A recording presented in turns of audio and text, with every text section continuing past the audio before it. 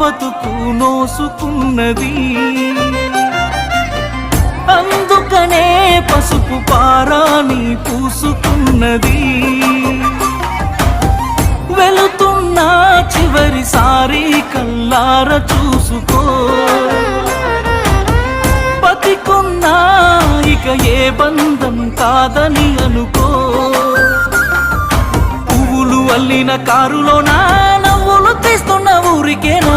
గుండెంతో నొప్పితో నిండుకున్నా కన్నోళ్ళ పరువు కాపాడుతున్నా.